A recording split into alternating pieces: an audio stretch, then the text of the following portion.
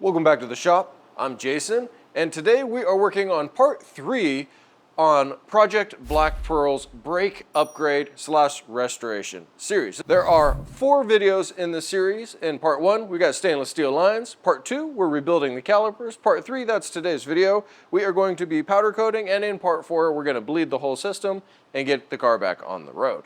We're going to get our parts cleaned up first in my new ultrasonic bath here. This is a 30-liter Vevor ultrasonic cleaner, and man, am I impressed with how much work this thing can get done so that I can get something else done while it's running. Then we're going to be getting our parts into my Harbor Freight sandblast cabinet. This is the benchtop model, and I have it on this rolling, I think this one's a 1,000-pound hydraulic cart. I use this to get stuff in and out of trucks, move things around the shop, and I can adjust the height so that I can use this guy, or you can see in the current height configuration, my younger son Judah, he can use it. He loves to help me with the sandblasting. And last but not least, our 2 most important tools in this whole process. We've got my $100 Facebook Marketplace oven and my Eastwood dual voltage powder coat gun. Now the powder I have in here, this is Prismatic Very Red, or Prismatic Powders Very Red. And my test piece that I coated was this tow hook, actually for this car. And I think it's going to look fantastic. In fact, it matches the iBox sway bar pretty well. So now what we need to do is we need to get our calipers prepped to go in the sandblaster. All right, well, in preparation for sandblasting, I needed to come up with a way to protect the machined surface of the barrel for the piston. So what I've got is I've got one of the pistons, and I wrapped a ring of duct tape around the leading surface here, and then basically forced it down in there so that I've got a good seal and I won't be damaging any of our machined barrel inside there. And then for our line and bleeder holes, what I'm going to do is the line and the bleeder are the same size. So I'm going to take the rear lines, cut the edge off, crimp this closed, and then I'll use that to protect my machined seat inside there for the bleeder screws. So let's see how hard these are to cut. Not very hard. Then I'll go ahead and just clean this out a little bit, and I'll crimp this down in my vise so that I'm not shoving media all the way in here. And as you can see, it'll go into the bleed screw and it will go into the line. So this should give us an opportunity to protect the inside of the caliper while we strip down the exterior of the caliper to a nice bare surface for our powder coat. And there we go, we've got the ends squeezed down.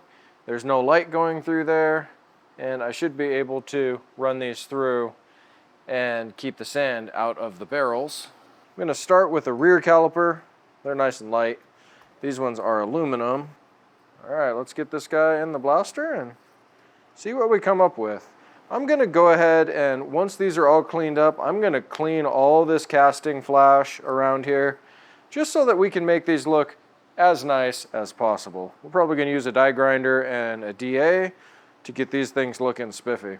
Well, after only a couple of minutes in the sandblaster, this guy is looking really nice. I still have some silicone here that I'm going to have to get off and a couple little tiny spots. Before I go back into the blaster, what I'm going to do is I'm going to work on cleaning up all of this casting flash and making it look a little nicer for the powder coat. And you can see here, man, what a difference. We're making slow, steady progress. I've got the calipers sanded, smoothed, and cleaned up. I've already hit them with some brake clean and then some acetone. I've got the rear calipers in the oven with the brackets already to do a pre-bake to make sure that if there are any oils or greases or fluids on there, it's going to get cooked out of them before I try to coat them. And then I've got my little booth set up here with my old real estate signs because they're made out of metal. I went ahead and I rolled the edges to give them a little more rigidity. And then I just throw a piece of 1/8" bar stock across the top so I can set my oven grates up here and then hang everything. I've played around with a bunch of different ideas as far as trying to capture the powder and this, that, and the other, and None of them have worked. So I run a box fan on either side of me. That way all the powder that comes out gets into the box fan and into my old house furnace filters from there. Then once I have everything set up on my grates, I always check my continuity to ground with a multimeter. That way I know where I'm clipping onto my parts. I'm getting a good ground either to the part or to the rack so that I can clip my equipment ground to whatever component makes the most sense to try to get the best conductivity and the best connection of the powder.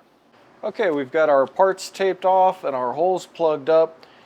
We were hanging the parts by the bleeder screws, and what I was finding is something is up with these rear aluminum calipers.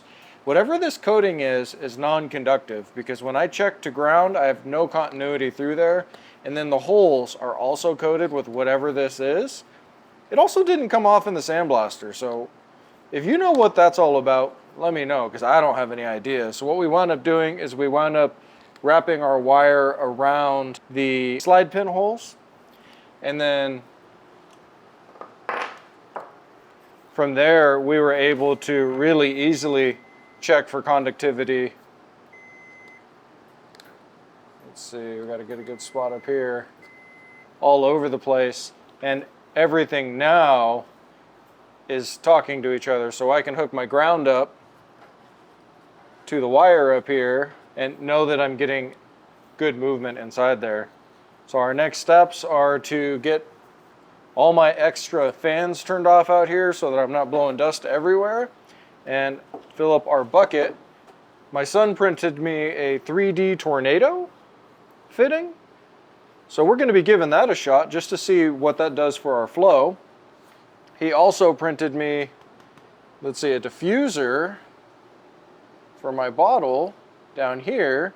See that thing hanging off of the bottom to help move the powder around in there. And we gave that a shot earlier this week when we were powder coating our practice tow hook color, and it worked out pretty well. Well, I'm not sure how, but my powder nozzle was broken.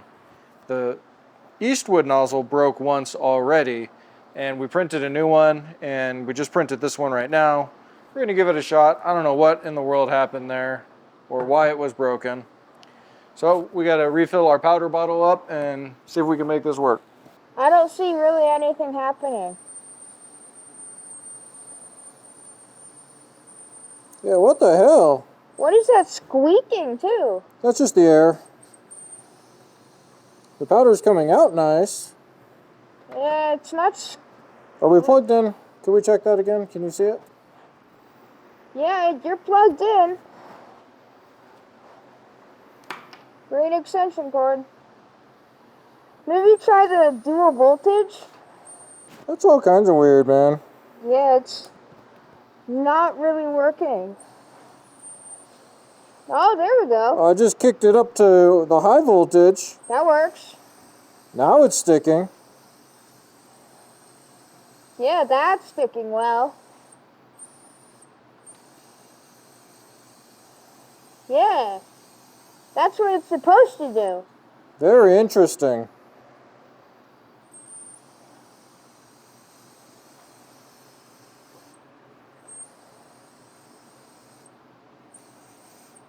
Maybe try one of these nozzles to see if it takes away the sticky.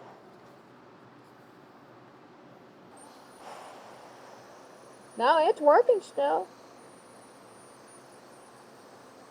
Yeah, it's going on pretty good.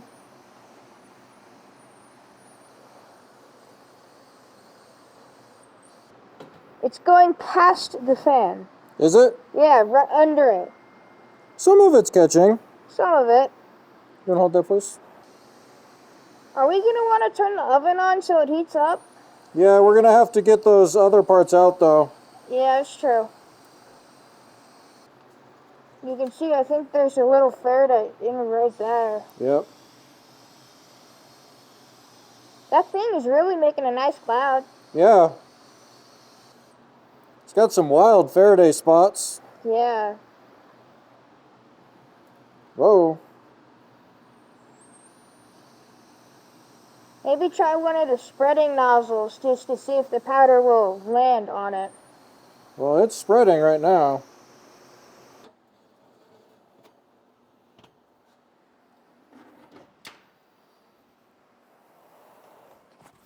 Okay, now we need to get the part temperature up to 400 degrees. And I gotta double check the bags, either 10 or 15 minutes for this one.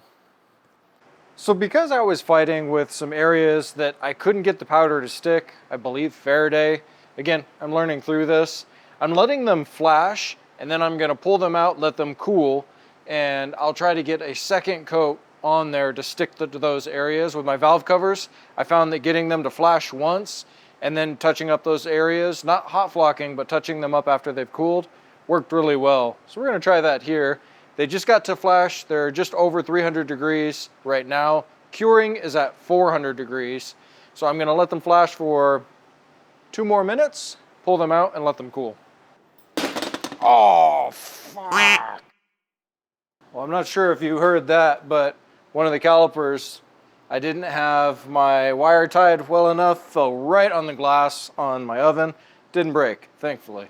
Now I get to see how much it chipped the part because it definitely left red on the oven door. Now while our rear calipers are getting up to temp, I'm gonna go ahead and get going on our front calipers. I wanna double check to see if these have some sort of wax coating on them too. Check for ground. Doesn't appear so. So on these I can use the bleeder screw and I'll just cap the top of the screw so that it doesn't get any powder on it. That'll work a lot easier to hang them and to make sure I'm getting coating everywhere. Okay, I just set my 10-minute timer for my rear calipers, which means I'm gonna go ahead and try to get some powder on the fronts. And then when those are ready to come out, I can get these in their place and I'll take those ones out and figure out somewhere to put them to cool off.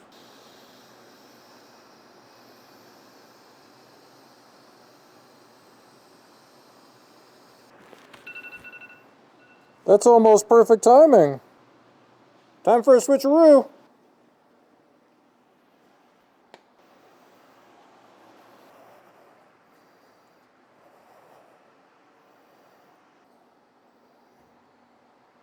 So I'm gonna try something a little bit different with the brackets. You can see I don't have any tape, I don't have any plugs, I don't have anything on here. I'm going to try using the straw method because I don't have any fancy pants attachments for my vacuum. So I'll put a straw in the end of the vacuum and try to suck the powder out of each of those little holes, and we'll see how it comes out. We'll experiment with this together. I'm just gonna try to get powder on this one right here and go from there. For the brackets, I'm using a color called Obsidian Black that has a high gloss to it, like the calipers do with their high gloss, except the back. I don't know what happened with the back. I messed something up there. Learning lesson. I feel like that's a reasonable amount to try the vacuum test.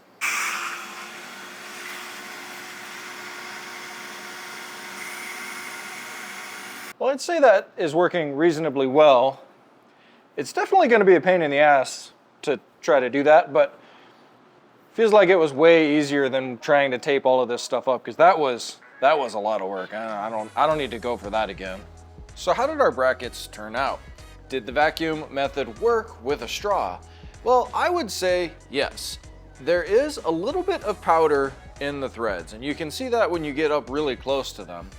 But everything screws in nicely. I mean, worst case scenario, I would run a thread chase through these guys, and then we'd be ready to go and hot to trot. So I think that was much easier than trying to tape off and plug off all the bolt holes. I know there's only 4 on each bracket, but yeah, it is what it is. So how did the whole project turn out? Well, we had a couple of missteps inside of this. One, I've been playing with these different nozzles on my gun, and maybe that's causing some sort of static interference. I don't know.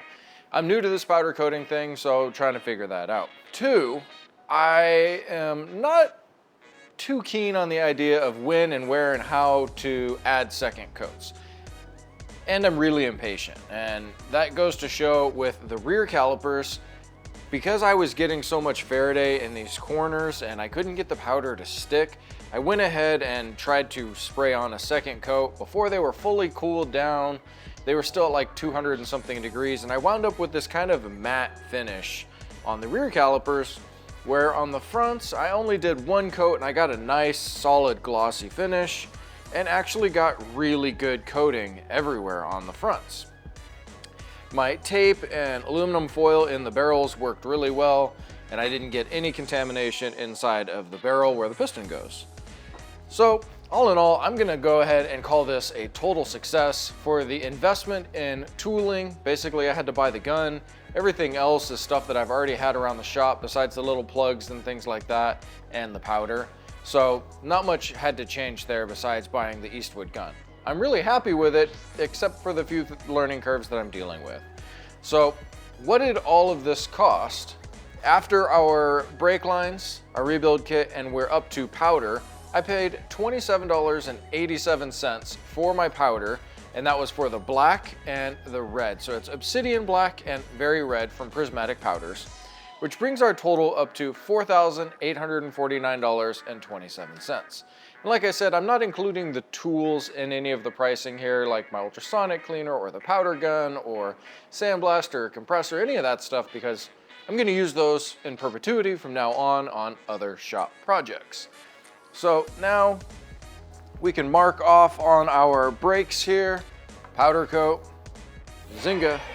Even though that was kind of something I added later, it was not originally intended that I was going to be powder coating on this car because I had no idea what that would even look like. But as I play with it more, I do the valve covers and I've got the brakes done. I'm actually kind of liking the process and it's pretty interesting. I like the finish better than anything I could do with spray paint, and I like the cleanup a lot better as well. However, here in Arizona, it is hot enough outside when the powder goes out that door, because I'm not spraying in a booth, I'm in this giant garage. It does stick to the paint on the cars. So I already had to clay bar one of the cars. It came off no problem with clay bar, but it did not rinse or wash off with a towel. That was kind of a bummer. And the 540 has a crap ton of powder on it right now that I'm gonna have to clay bar back off. Thankfully, I just gave it a buff and wax 2 weeks ago before I started doing any of this, so I'm fairly certain it's gonna come off okay. Thanks for watching, really appreciate it. Like, subscribe, comment. We'll see you in the next one.